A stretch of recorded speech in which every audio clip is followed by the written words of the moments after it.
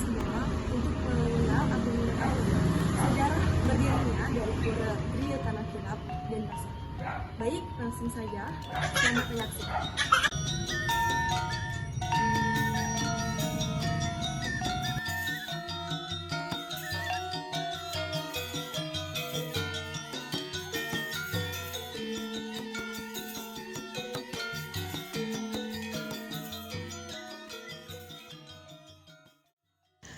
Pura Gria Anyar Tanah Kilap berada di wilayah Banjar Gogor Carik, Desa Pakraman Pemogan, Kecamatan Denpasar Selatan, Bali. Di Pura Tanah Kilap merupakan stana Ide Betara yang lebih dikenal oleh masyarakat dengan sebutan Ratu Niang Sakti. Pura ini disebut Tanah Kilap konon lantaran di lokasi pura tersebut tanahnya dulu berwarna merah yang dikenal pula sebagai tanah legit atau ampo yang paling mengkilap. Lokasi pura ini sangat strategis. Di pinggir jalan, di sebelah utara tembok penyangkarnya, terdapat tempat pengayatan atau tempat umat Hindu yang kebetulan lewat, umumnya berhenti sejenak untuk mengaturkan canang atau sesajen guna mengaturkan bakti, memohon keselamatan dari Ide Betari Ratu Niang Sakti yang berstana di pura setempat.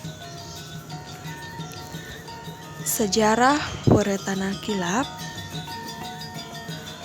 Awal dari pembangunan Pura Tanah Kilap yaitu ketika Dinas Pembangunan Umum Kabupaten Badung berencana membangun jembatan di sebelah barat lokasi pura untuk menghubungkan jalan-jalan yang ada. Dalam pengerjaannya, pembangunan jembatan tersebut selalu gagal. Ada saja hambatan yang dihadapi. Suatu ketika ada fenomena gaib, konon Ide Betari Ratu Niang menunjukkan dirinya sebagai sosok wanita tua di hadapan kebak bendungan Dinas Pembangunan Umum saat itu. Sosok wanita tua itu di hadapan kebak bendungan Dinas Pembangunan Umum memohon agar dirinya segera dibuatkan rumah, yaitu pelinggih atau pura. Jika itu tak dilakukan, kapanpun jembatan itu tidak akan pernah jadi.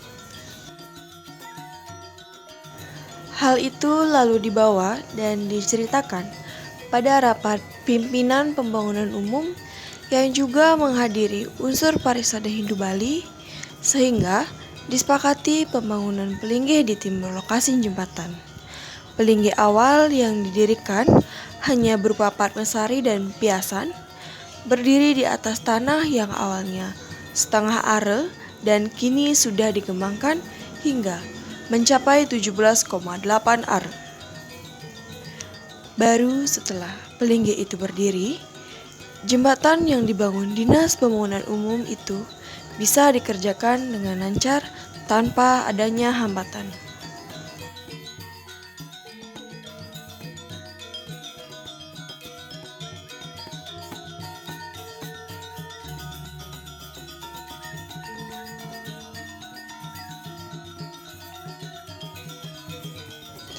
Seiring dengan perjalanan waktu, Pura Gria Anyar Tanah Kilap mengalami renovasi di tahun 1992. Awalnya hanya padmasari, kemudian dilengkapi sejumlah pelinggih lainnya.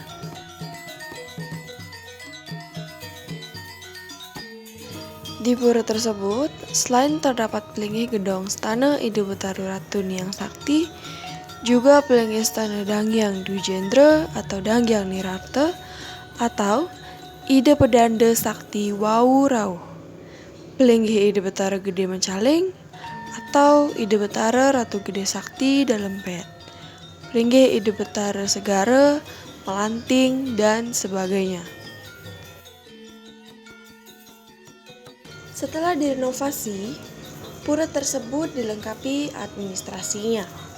Sebagai pengemong pura adalah Banjar Gogor Carik.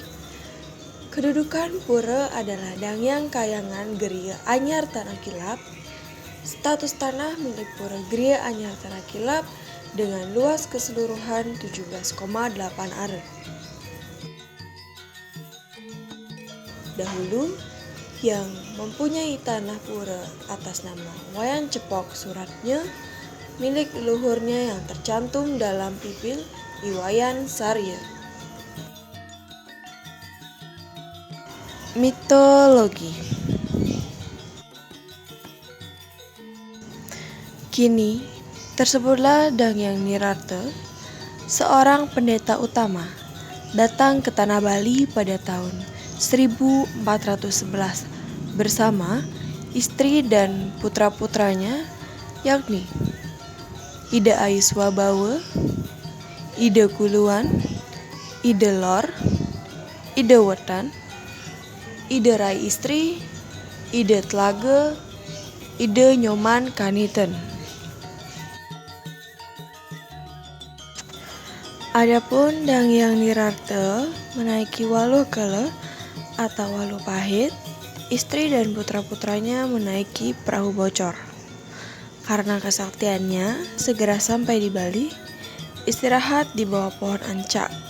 Kemudian, didirikan pariangan bernama Pura Ancak. Ada bisama atau putusannya kepada keturunannya tidak boleh makan waluh selama-lamanya. Dikisahkan, perjalanan Dangyang Nirarte ke arah timur tiba-tiba bertemu dengan seekor naga yang mengangkat mulutnya bagaikan goa. Masuklah beliau ke mulut naga dan di dalam ditemuinya telaga berisi bunga tunjung sedang mekar di dalamnya. Ada yang putih, merah, dan hitam. Lalu dipetik bunga-bunga itu.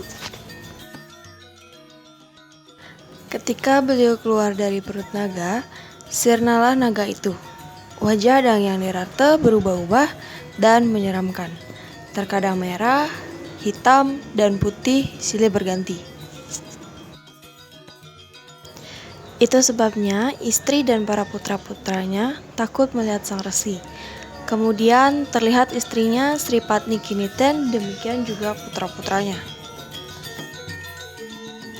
Tetapi Ida Aiswabawa terlihat paling akhir dalam keadaan pingsan karena diperdaya oleh orang desa di Pagemetan. Lalu marah sang resi seraya mengutuk orang desa Pagemetan menjadi wong samar bernama Wong Sumedang. Berikut desanya disirnakan. Demikian kisahnya.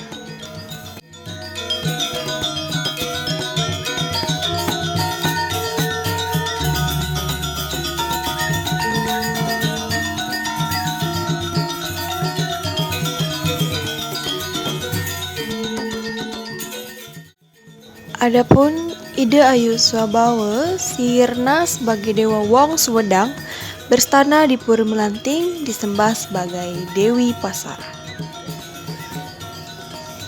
Ibunda beliau Sri Patni Kaniten sirna di Pulaki menjadi Petari dalam Pulaki. Demikian juga putrinya bernama Ida Rai Istri ketika mengikuti perjalanan Dangyang Nirarte.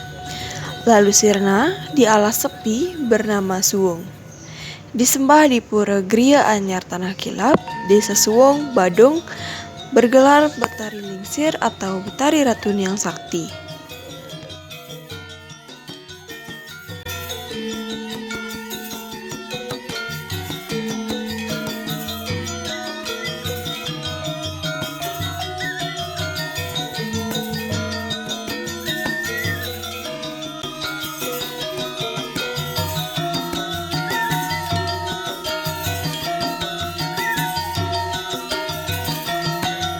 Legenda di atas nampaknya perlu dikupas lagi. Apabila kita percaya adanya makna di baliknya, naga yang ditemui Dangyang itu sebenarnya adalah kondisi spiritualisme masyarakat Bali pada saat itu. Di mana beliau merelakan diri untuk masuk ke mulut naga itu seakan pasrah untuk ditelan bulat-bulat di dalam mulut naga itu.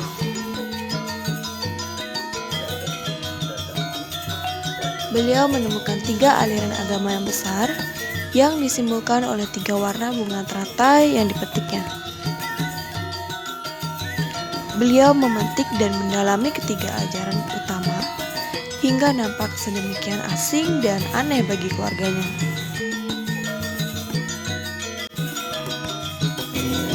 Memang pengorbanan beliau tidak tanggung-tanggung, namun hasilnya seperti kita lihat sekarang. Masyarakat Bali dapat menyatu dalam keserasian pemujaan dan bakti karena arsitek spiritual seperti Dang Yang Nirakte yang kita muliakan.